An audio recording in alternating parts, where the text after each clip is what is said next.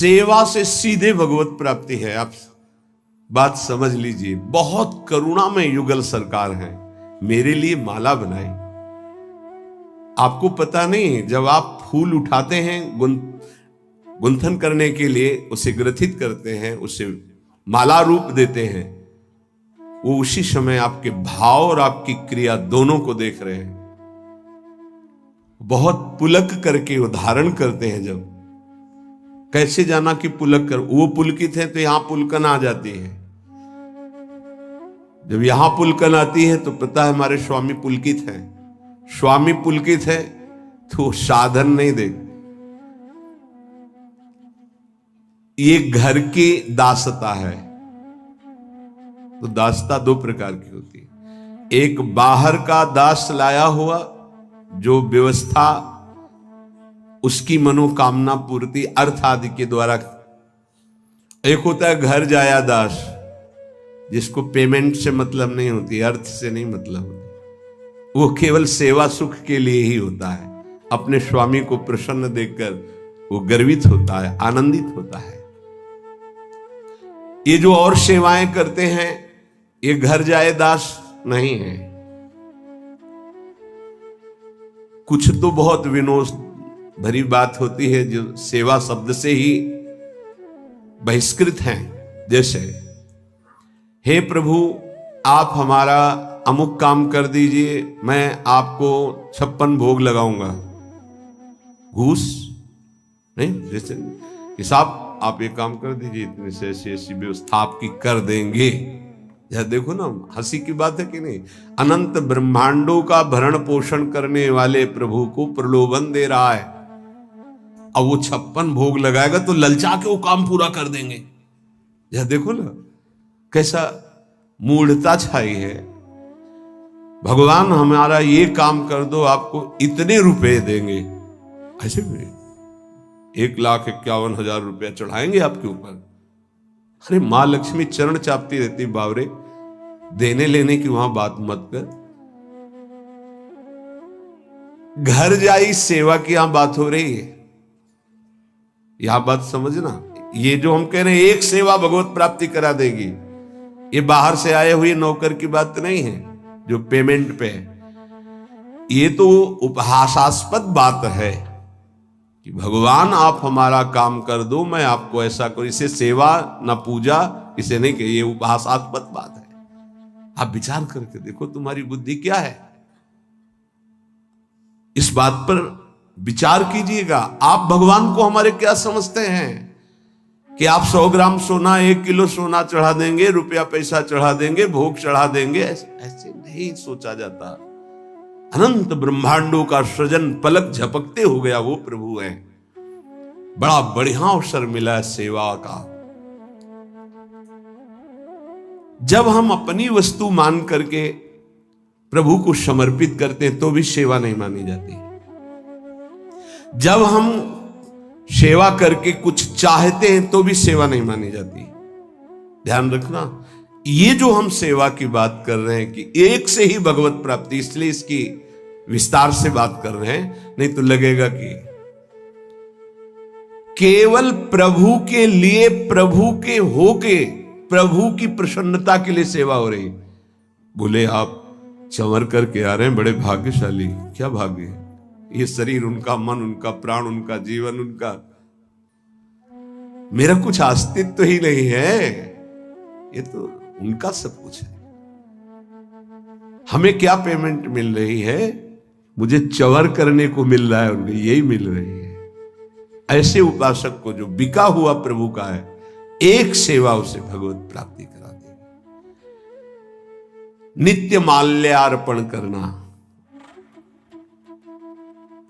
यह हमारे वृंदावन का एक पुष्प और 1 करोड़ का बाहर से लाया हुआ पुष्प समानता नहीं कर सकता। ध्यान रखना, बाहर से 1 करोड़ का पुष्प मंगाओ और वृंदावन की किसी लता का एक पुष्प, तो जो हमारे प्रियालाल वृंदावन के एक पुष्प से प्रसन्न होंगे, वो बाहर के 1 करोड़ से नहीं होने आते। हो रंग बिरंगे बड़े महंगे महंगे फूल, वो हमारे प्रियालाल को पसंद नहीं। परम पावन ब्रज 84 कोश भूमि में प्रकट हुआ जो पुष्प है और दैन्य भाव से अर्पित किया जाता है, गंध प्रियालाल के श्रीअंगों में इत्र है, सुगंधित चंदन है। ये जब हम लेप करते हैं कि मेरे स्वामी, मेरी स्वामिनी, प्रभु जरा सी बात में आप देखो, ये तो नित्य सेवा है, ये तो प्रियालाल की सेवा है। मथुरा पधारते हैं सरकार, वहां कुबरी उस चंदन की सेवा कंस की करती थी, राज दरबार में चंदन पेश कर। भगवान ने कहा मुझे चंदन देगी, उसकी कोई श्रद्धा नहीं, वो आकर के भगवान को चंदन लेप कर मेरे स्वामी और प्रणाम न, कुछ नहीं। चंदन कहां ले जा रही है?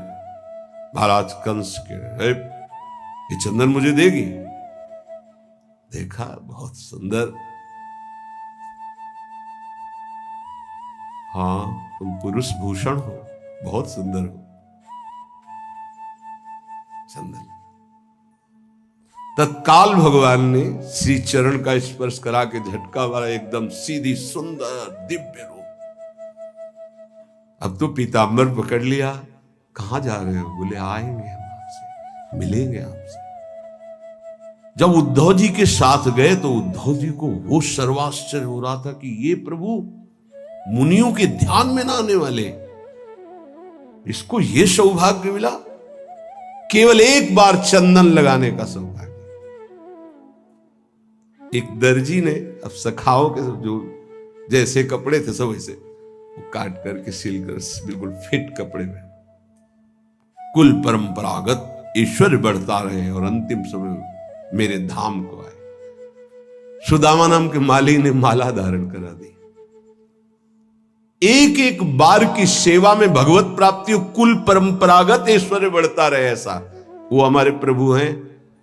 हमारे प्रभु के भी प्रभु हैं प्रेम, और प्रेम का मूर्तिमान स्वरूप है लाडली। आप कहेंगे प्रभु के प्रभु, हाँ, अगर प्रभु को कोई अधीन कर पाया है तो प्रेमाधीन कहा गया प्रभु का, और वो प्रेम का मूर्तिमान स्वरूप हमारी प्रिया जो है। और प्रियालाल दोनों को आपने माला अर्पित की। एक बार माला अर्पित किया तो भागवत में पढ़ के देखिए, एक बार चंदन अर्पित किया तो आप पढ़ के देख लीजिए, एक बार वस्त्र पोशाक सुधार दी तो आप पढ़ करके देख लीजिए। जबकि किसी विशिष्ट भाव सेवा में नहीं कि वो भावावेश में दास्य भाव, सख्य भाव, कांता भाव, सहचर्य, कोई ऐसे भाव का विशेष। जो नित्य प्रभु को चंदन अर्पित करता है, गंध अर्पित करता है, व्यजन पंखा करता है। बरसाने में लाडली जी की पंखा सेवा में एक बाबा वयोवृद्ध रहते, उनकी टांग में फोड़ा हुआ और उसने कैंसर रूप रख लिया। सेवा से नहीं हटते थे, बहुत कष्ट रहता। तो किसी भगत ने देखा, तो कहा कि आप चलो एक बार मथुरा चलना पड़ेगा। वहां कहा पंखा सेवा। बोले आप जहां लाडली जी का मध्याह्न में शयन होगा, हम गाड़ी लेके आ जाएंगे, आपको मथुरा ले चलें और आपको सेवा के समय उपस्थित कर देंगे। तो राजी। जब आज डॉक्टर को देखा तो उनका है तो पैर कटेगा, ये ठीक तो होने वाला है नहीं। उनका नहीं, फिर हम श्री जी के पास नहीं जा पाएंगे, पंखा नहीं कर पाएंगे। नहीं, हम मरेंगे बस श्री जी के सेवा करते करते, ये सब नहीं करेंगे। कोई दवा नहीं, हमें छोड़ आ।